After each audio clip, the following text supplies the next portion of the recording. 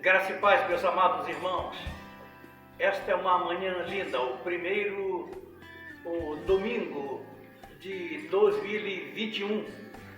Nós estamos iniciando o trimestre da nossa EBD, Escola Bíblica Dominical. Bem-vindos, mesmo online. Tome posse da sua lição, tome posse da sua Bíblia e mire nela. Eis a nossa lição, e aqui está o verdadeiro pentecostalismo, a atualidade da doutrina bíblica sobre a atuação do Espírito Santo. Vamos dissertá-la, essa linda lição. Nós vamos tratar na primeira lição a pessoa do Espírito Santo.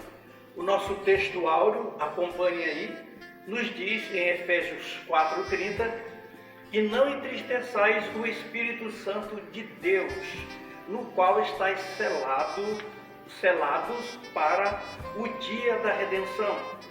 Nossa verdade prática nos diz: somente a Bíblia revela a verdadeira identidade e as obras do Espírito Santo, um tema que nós pentecostais vivenciamos. Não se esqueça, não é pentecostais, é pentecostais. Bem, a nossa lição, ela nos dá um amparo legal para falarmos sobre apresentar a revelação do Espírito Santo nas Escrituras. 2. Relacionar a pessoa do Espírito Santo com a de Jesus. E 3. Afirmar que o Espírito Santo age no mundo e no ser humano. Vamos então acompanhar a nossa introdução. O tema do presente trimestre é o pentecostalismo, no seu aspecto bíblico, teológico e prático.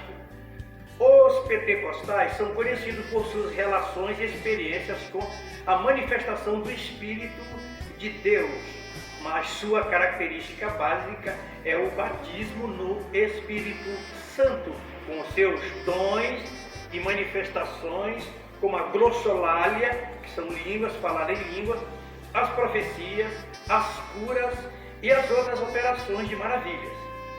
A primeira lição nos mostra uma visão geral sobre a pessoa do Espírito Santo e o que a Bíblia ensina sobre ele.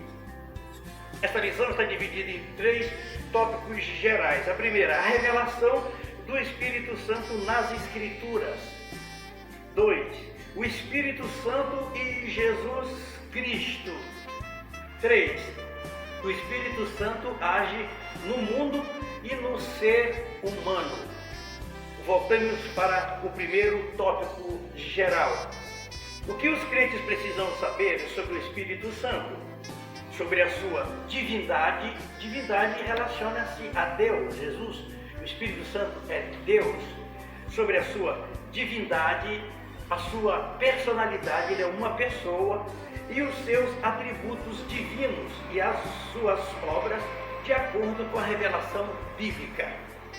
Bem, o subtópico número 1 desse tópico geral, a revelação do Espírito Santo nas Escrituras, nos diz sobre a divindade do Espírito Santo. Então, acompanhe.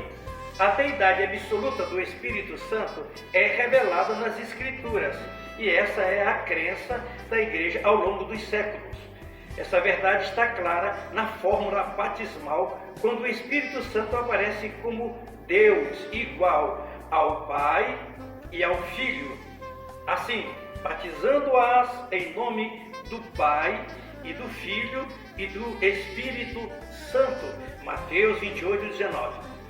Não somente na fórmula trinitária, pois a Bíblia revela com clareza a divindade do Espírito Santo. E mais, não sabeis vós que sois o templo de Deus e que o Espírito de Deus habita em vós? 1 Coríntios 3:16. O Espírito Santo é chamado de Deus, pois o apóstolo usa alternadamente os nomes Deus e Espírito Santo. Isso porque o cristão é templo de Deus. 1 João 14, verso 23. Assim, habita no crente o Deus trino e uno, o Pai, o Filho e o Espírito Santo. Como em Atos, capítulo 5, 3 e 4. Deus e o Espírito Santo são uma mesma pessoa. Numa aritmética bem simples, 1 mais 1 mais 1 não é igual a 3. É 1 mais 1 mais 1 igual a 1. Pai, Filho e Espírito Santo. Vamos prosseguir sobre a personalidade. Falamos sobre a deidade, que o Espírito Santo é Deus. Agora sobre a personalidade dele, ele é uma pessoa. A personalidade do Espírito Santo é uma verdade bíblica. As Escrituras revelam os elementos constitutivos dessa personalidade e os principais são o intelecto, a emoção e a vontade, entre os demais. O Espírito é inteligente e raciocina, 1 Coríntios 2, 10 e 11, Romanos 8 e 27. Ele tem emoção e sensibilidade, pois ama e pode se entristecer, Romanos 15 e verso 30, e Efésios 4 e verso 30. E é volitivo, isto é, tem vontade própria. O Espírito não permitiu que Paulo com sua comitiva se dirigissem à Bitínia. Está escrito em Atos capítulo 16 e o verso 7. O Espírito Santo distribui os dons espirituais conforme a sua vontade. Mas um só e o mesmo Espírito opera todas essas coisas, repartindo particularmente a cada um como quer. 1 Coríntios capítulo 12, verso 11. Ou distribuindo a cada um particularmente como lhe apraz. Vejam, não só é Deus, como ele é uma pessoa e os seus atributos e a sua volição. Neste texto, na descrição do articulista, nós podemos passar aos irmãos que o Espírito Santo é autodeterminado como Deus. Aquele age como ele deseja. Um só Espírito que distribui os seus dons a todos como lhe apraz. Divindade, personalidade. 3 agora, atributos divinos. A Bíblia revela todos os atributos incomunicáveis e comunicáveis, ou seja, metafísicos e naturais de Deus no Espírito Santo. Ele é onipotente. Veja, no poder de milagres e prodígios, no poder do Espírito Santo, Romanos 15, verso 19.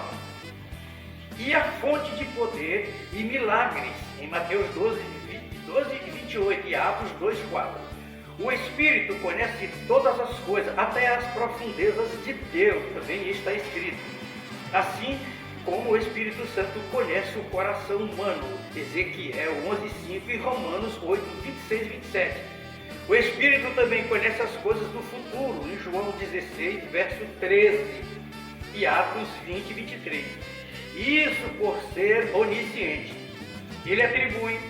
Ele possui o atributo da eternidade, pois é chamado de Espírito Eterno em Hebreus 9:14. O Espírito é o Criador do ser humano e do mundo.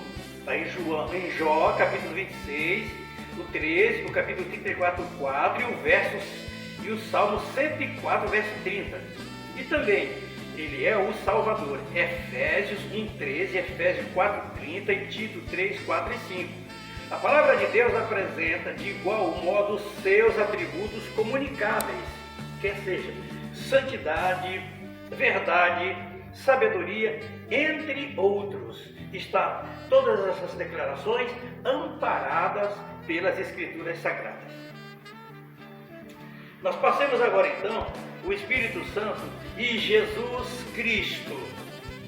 Já estudamos diversas vezes sobre a Santíssima Trindade. O Senhor Jesus e o Espírito Santo são um só Deus, juntamente com o Pai, visto que a Trindade é a união de 3 pessoas distintas, iguais em glória, poder e majestade. Antes que prossiga na descrição desta parte do segundo tópico, convém dizer aos irmãos que nenhuma mente humana, nós humanos finitos, limitados, menos do que nada, como diz as Escrituras, se fôssemos descrever a narrativa, a estimativa divina sobre a natureza humana, está escrito lá, nós somos pó, cinza, vapor, uma folha, um restolho seco, caco, nada, menos do que nada. Como descrever um ser incriado, atemporal? Como um ser finito descrever o infinito? Vamos prosseguir. Na lição, é uma coisa bem interessante e nova. O Espírito Santo e Jesus Cristo. Falamos sobre a Trindade. Pois bem, existem polêmicas, mas a Escritura é muito clara sobre o assunto. Número 1, temos uma palavra bem interessante, chama-se pericorese. Pericorese é um termo teológico desconhecido no meio evangélico, que expressa a relação intratrinitariana do Pai, do Filho e do Espírito Santo, ou seja, a habitação das pessoas da Trindade uma na outra. Cada pessoa está nas outras e cada uma se dá às duas outras. A intimidade entre o Filho e o Espírito Santo se dá nesses termos e é eterna. Jesus fala desse relacionamento desde antes que o mundo existisse, João 17,5. E em outro momento, diz ele a Filipe: não crês tu que eu estou no Pai e que o Pai está em mim? João 14,10. O Espírito está também nessa trindade, 1 Coríntios, capítulo 2, verso 10 e 11. Está escrito, 2, ele me glorificará. Houve época em que nós, assembleianos, alguns questionavam a adoração ao Espírito Santo. O argumento era baseado numa interpretação equivocada das palavras de Jesus, as quais são: ele me glorificará, porque há de receber o que é meu, João 16,4. Ainda hoje é comum ouvir alguém dizer que o Espírito Santo não deve ser adorado porque é ele que glorifica a Cristo. Tal argumento é equivocado, pois o Pai glorifica também o Filho, João 17,5, e nem por isso se diz que o Pai não deve ser adorado. Se o Espírito de Deus logo pode ser adorado, do contrário seria um Deus de segunda categoria, e isso não existe na fé cristã. O efeito prático da pericorese. A verdade é que quando expressamos um culto, glória a Deus, o Filho e o Espírito são glorificados no seu louvor, Filipenses 3,3. Da mesma maneira, quando damos glória a Jesus, o Pai e o Espírito Santo estão sendo também glorificados, igualmente quando se glorifica o Espírito Santo, o Pai e o Filho são glorificados juntamente. Apocalipse capítulo 5, o verso 6 e o verso 13.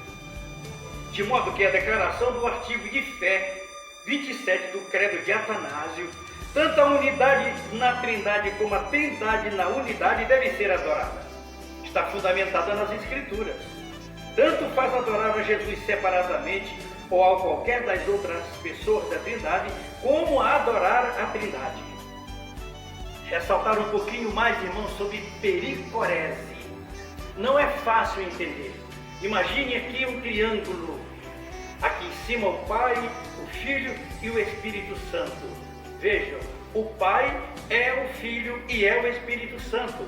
O Espírito Santo é o Filho e é o Pai. O Filho é o Espírito Santo e é o Pai. E ambos são um só. Mente humana nenhuma vai conseguir compreender o mistério da encarnação, o mistério da Trindade. Basta que sintamos e aceitemos pela fé, pois existe o Pai, o Filho e o Espírito Santo. Uma prova irrefutável, simples, mas contundente e bíblica, eis do batismo, o Filho sendo batizado. De repente, em forma corpórea, o Espírito Santo desce sobre Jesus. O Espírito Santo, a terceira pessoa.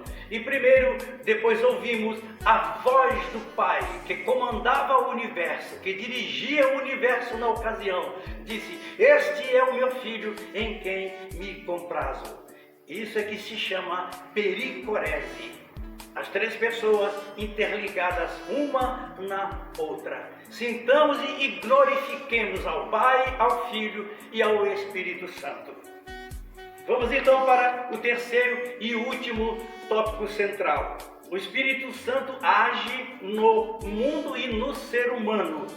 A atuação do Espírito Santo não se restringe aos corações humanos. Ele age sobre a criação inteira. Ele atua no mundo e na igreja. Sua ação é ampla na vida humana, no passado, no presente e no futuro. Número 1. No mundo, sua atuação é visível, a começar pela criação e preservação do planeta Terra. E o Espírito de Deus se movia sobre a face das águas. Convém ressaltar que a primeira menção que se faz sobre o Espírito de Deus é esta aqui, em Gênesis. E ele está se movendo. Permite-me até fazer uma aplicaçãozinha rápida. O Espírito de Deus não é estático, parado. O Espírito de Deus se movia. Por isso eu aplico: um crente pentecostal, legítimo, autêntico, receber o Espírito Santo, não pode parar. Ele disse que é como um vento que sopra para a direita, para a esquerda. Assim é todo aquele que é nascido do Espírito. Não se vê, mas ele se movimenta, ele cria movimento, ele cria evoluções. Lá no Gênesis, o Espírito de Deus se movia. E diz aqui que a sua atuação é visível, a começar pela criação e preservação do planeta Terra. O Espírito de Deus se movia sobre a face das águas. Gênesis 1, 2. A ação dele não ficou somente na ordem cósmica do universo. Ele continua como mantenedor e preservador de todas as coisas criadas. Está escrito: envias o teu Espírito e são criados, e assim renovas a face da terra. Salmo 104, verso 30. A atuação do Espírito acontece também nas coisas naturais, do dia a dia, e nem por isso deixa de ser uma ação milagrosa, como um acerto médico num diagnóstico complicado, uma aprovação num concurso concorrido, uma promoção de cargo na empresa e entre outros. 2. No plano divino da salvação. Veja como é que o Espírito age no mundo e no ser humano. Falei sobre a ação sobre o mundo. No plano divino da salvação, foi o Espírito Santo que conduziu a história da redenção humana por meio da nação escolhida de Israel e inspirou os profetas. Sua presença está em toda a história dos antigos hebreus, como os 70 anciãos auxiliares de Moisés e dos demais heróis de Israel, como Otoniel, Gideão, Sansão, Davi e outros. O Espírito é a primeira pessoa com quem o pecador tem contato quando vem a Cristo, embora tal experiência não seja reconhecida ou identificada no início, pois ele é que nos leva a Cristo. Agora, a experiência do Espírito Santo no mundo, no plano da salvação e agora na vida humana, pessoal. No Novo Testamento registra o início da dispensação da plenitude do Espírito, e essa nova era começou com a descida do Espírito Santo no dia de Pentecostes, Atos 2, 1 ao 8. Essa descida foi para que ele ficasse conosco para sempre. Foi promessa de Jesus para a dispensação da igreja, João 14,16. Nos dias atuais, o Espírito continua atuando na vida dos crentes. Isso pode ser visto por meio do fruto do Espírito, Gálatas 5:22, e das manifestações dos dons espirituais, fartamente ampliada nas epístolas de Paulo aos Coríntios. Vamos para a conclusão desta lição breve sobre o pentecostalismo. As informações sobre o Espírito Santo são abundantes.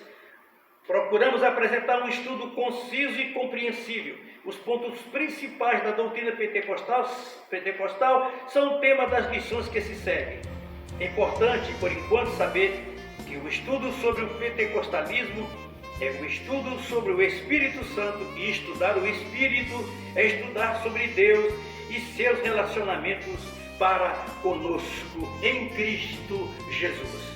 Nesta manhã, meu querido irmão, vamos começar, já iniciamos um período sobre pentecostalismo.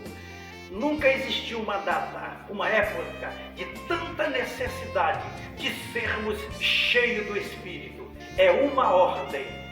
Quando o Espírito Santo instrumentalizou Paulo para falar a Éfeso, enchei-vos do Espírito, é uma ordem. Enchei-vos. Não tem alternativa, não tem que buscar rota de fuga, não tem que dar desculpas, tem que ser cheio.